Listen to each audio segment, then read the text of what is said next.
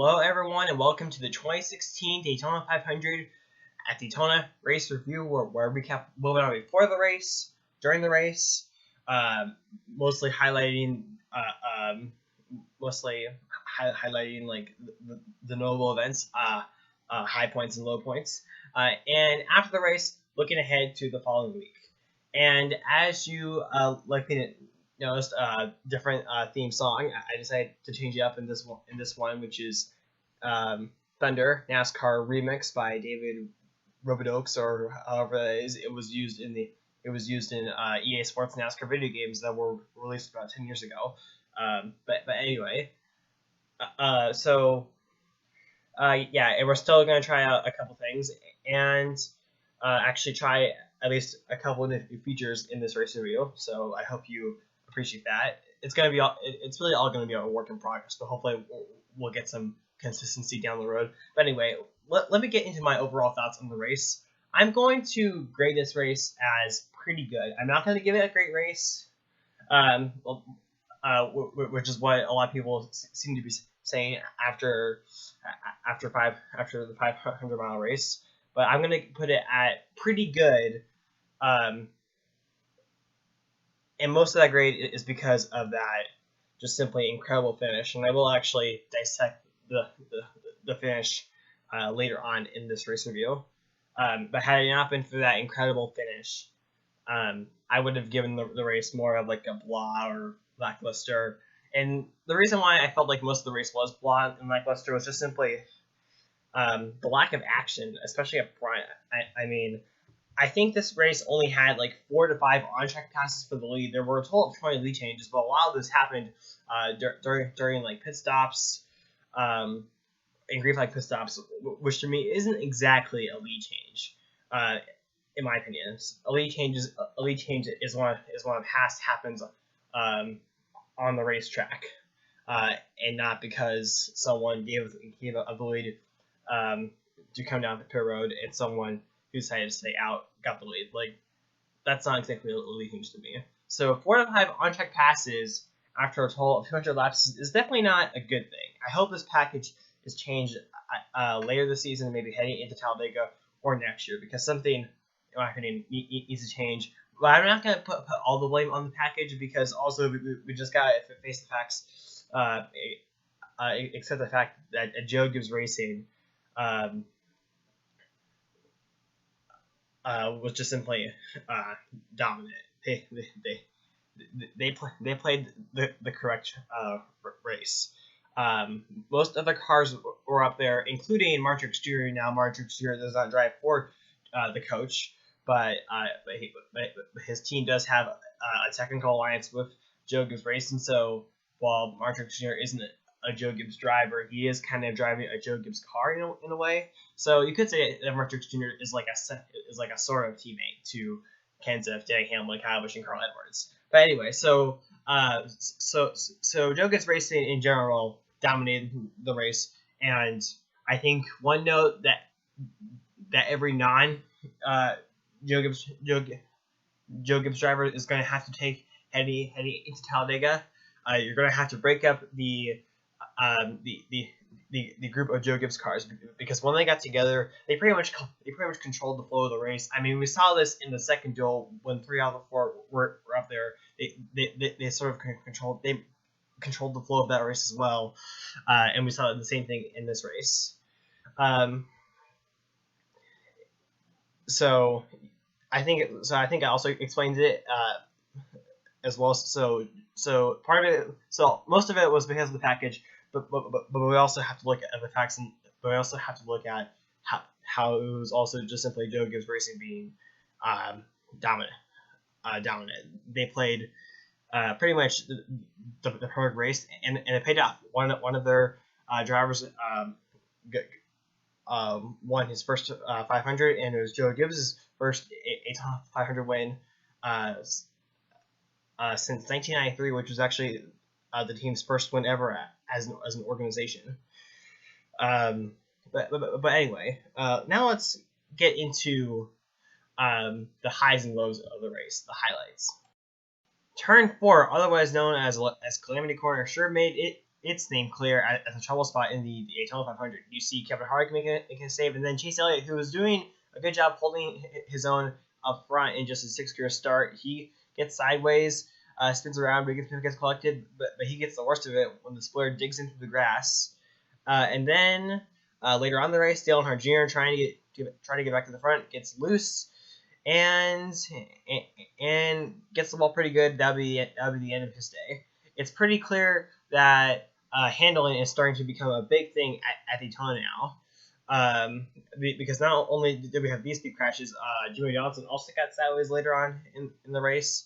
So I actually like the fact that handling is coming back because it makes because it just gives the competitors a whole new challenge that we haven't seen since Daytona was repaved, which 5 years ago we had the first Daytona 500 under the newly repaved surface. So great to see handling come back. This topic has been in articles for the past several months, but I feel like it's going to arise once again, and that is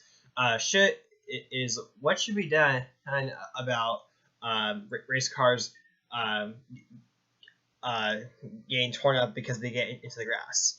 And there seems to be some fans saying that they should get rid of the grass, but honestly, the grass is not the problem. It's the splitters, because the splitters have been on NASCAR since, you could say, 2007, when NASCAR tested the COT and then went to the COT car full time in 2008, and have not gotten rid of the splitters since then.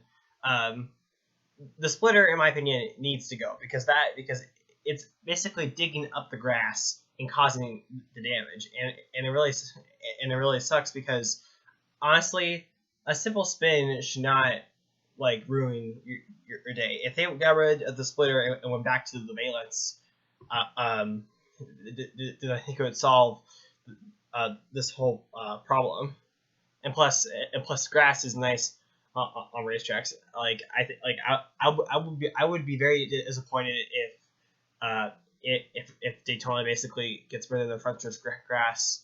It basically just paves it all over. I would find that to be pretty disappointing if you ask me. So, in my opinion, get rid of the splitter, keep the grass. Before I put in the comments, yes, this format is scrambled, but like I said, it's a work in progress. Hopefully by after Atlanta or Las Vegas, I come up with a more consistent format, and so things will be so jumbled as it is in this episode. Anyway, so I guess I might as well share a couple other low points for me, and maybe these aren't personal low points, but I guess they are worth mentioning. Definitely not a good day for Chris Buescher competing for Rookie of the Year, and Matt Tabernero in his first Daytona 500. Both of them crashed about midway through the race, and it was actually the hardest crash we had all day. And that was actually another thing that also surprised me about the 500 was the fact that there was no big one like many of us had come to expect. And I guess also another thing is that there didn't really seem to be a big surprise this year in the Daytona 500, because you had your usual drivers up front. Sorry about that. We came close a couple times, Austin Dillon ran into the top 5 around the third corner mark, and Brian Vickers was actually close to battling for the lead and breaking up the Ghost cars late in the race, and I think it would have been interesting if he won the race, but it just wasn't meant to be. So we had a couple drivers that I got close, but really not really anything, not really any surprises, or definitely not big surprises in my opinion. Now let's dissect the finish of the Daytona 500 from my eyes. So I was thinking two things. First of all, I was thinking, come on, someone's got to make a move, and second of all, the other part of me just kept on thinking they're going to wreck based on what I've seen throughout a lot of speed weeks. And we saw Hamlin peeking to the outside, and because Hamlin had one of the best play cars, it made me think that he was going to do that. We saw it right there. He peeks to the outside there, but then goes to the high side right about there. Okay, there he goes. And so he picks up Kevin Harvick, And now here comes the outside lane. After the outside lane struggling pretty much almost the entire race long, they finally get some momentum going with one of the best plate racers. And now heading down the backstretch, and right about here, it didn't look like they were going to make it. But now, as we head down into turns 3 and 4, Hamlin's getting closer and closer. He gets up along Truex, and now as we pause it right here, we see Matt Kenseth go up to the high side. Now, I saw on social media how some thought that it was a unwise decision by Kansas to move up there. But at the same time, I think you got to think if you're in Kansas position, you got to do what you think is going to help you win the Great American Race, and that's what Kenseth did. He moves to the high side, and Hamlin pulls the crossover, and then right here, they make a little contact, or if they didn't make any contact, it was really, really close. And look at how sideways Matt Kenseth got. I honestly thought it was incredible that he saved that car. And now here we go, coming off turn number 4. And I was just jumping up and down in excitement in my chair. I think I was shouting. I can't exactly remember. I think I just kept on shouting like photo finish. Here we go, coming down to the line, and it's gonna be. And right there, I thought Martin Truex Jr. had that from my vantage point, and I watched it over and over and over again, and I still think Martin Truex Jr. had it, but I guess it was the way it was shown on the angle, and then it showed Denny Hamlin, which I was happy to see Hamlin too. I mean, I think in that case I would have picked Truex over Hamlin, but Hamlin, but I'm okay with Hamlin winning, especially in the way he did. He timed it perfectly. And now, as we take a look at the photo finish camera, this is how close it was. 10 thousandths of a second, making it the closest finish in Daytona 500 history. And that is certainly going to make this Daytona 500 one to remember for years to come. And I'm definitely glad I witnessed that. And this is definitely something that NASCAR needed. They needed a great moment like this, especially coming off of what I felt like was the worst season I witnessed last year. And let's keep this going heading into Atlanta. Who knows? We could see something just like this next Sunday.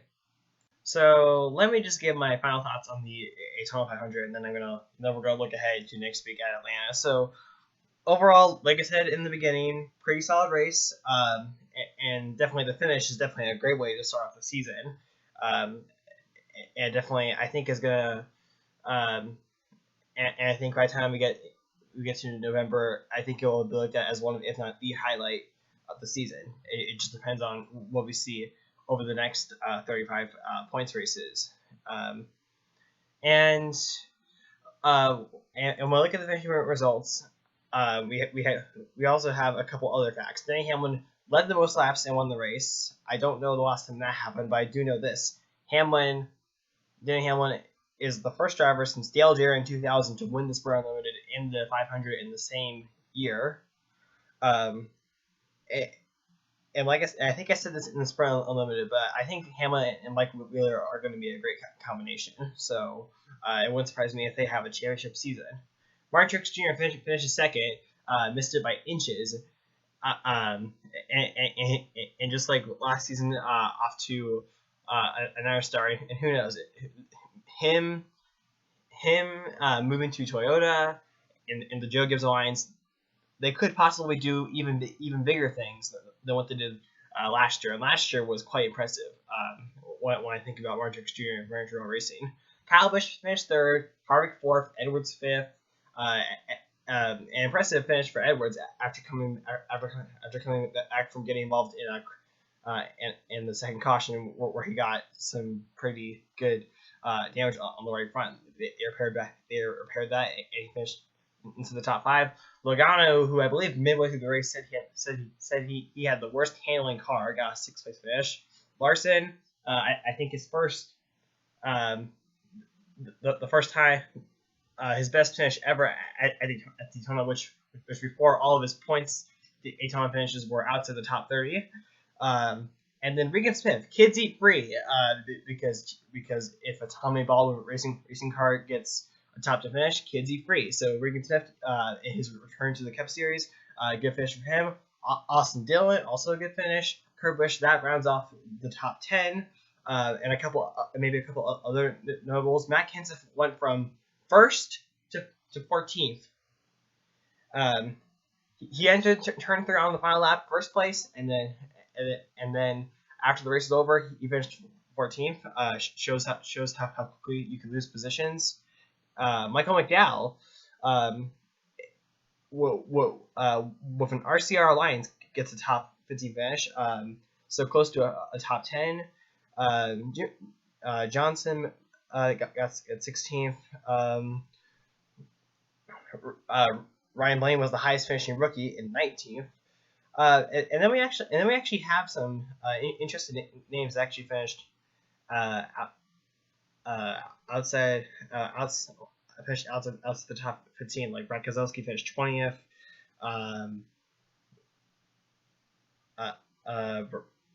Brian Vickers 26th.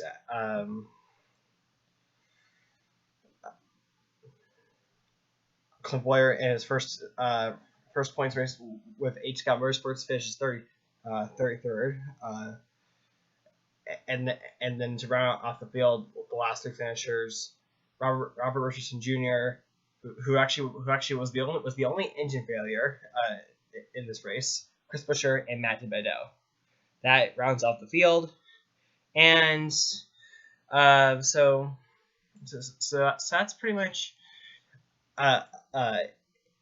And I guess also another thing that's worth mentioning is when you obviously have a close finish like that, it's very fun. It's very fun, or at least for me, to watch a whole bunch of reaction videos, and I think you should definitely watch some of those reaction videos if you haven't, because some of them are actually pretty good. But now let's move on to Atlanta. There are 3 things I'm looking forward to next week at Atlanta. Number 1, low downforce package. Number 2, softer tires. And number 3, abrasive surface. These 3 things make the perfect recipe for what I think is going to be a great race at Atlanta. I really think that. Low downforce package. It was announced last year in October. It makes the cars hard to drive, and for the fans, it makes the racing better. This is what the fans and drivers wanted after it was tested last year in Kentucky and Darlington, along with softer tires, and there's not a better place to test it at than the Atlanta Motor Speedway. So Atlanta is definitely going. So I definitely suggest watching the Atlanta race, because I think we're going to see some good action from start to finish. Not to mention the weather. The weather is going to be a lot better than last year, according to the forecast. It's going to be warmer. It's going to be sunny. And the warmer and sunnier it is, the racing will also have. It will also be better. So Atlanta is definitely going to be a race that I'm going to be looking forward to, and I think you should too. Who's going to be the favorite? Well, last year Johnson started in the back and made his way up to the front, and so I think Johnson. I think he is going to be a good pick. It would not surprise me if JGR can continue their dominance from Speed Weeks into Atlanta. As far as any dark horse picks, there's one driver that I think could be a sleeper pick, and that driver is Kyle Larson. Now, this is his 3rd year. He has yet to win. He's coming off of a disappointing sophomore slump that was his 2015 season, but I think this package suits his style. I remember last year at Homestead, a longer grey flag runs when the tires got worn out. Not to mention Homestead is also an abrasive surface. He was flying, and came close to winning the very last race of the season at Homestead last year. So I think Larson is a sleeper pick. But who knows? It's Atlanta, and we'll just have to see. So thank you all for watching this race review. I know I said twice, but I'll say it again. Hopefully, after Atlanta, Las Vegas, Phoenix, Fontana, I'll find some consistency in the format, um, and I think it'll be better for me and my viewers. So thank you all for watching this race review. Hopefully, a blog is posted up soon. Be sure to rate, comment, subscribe, and bye.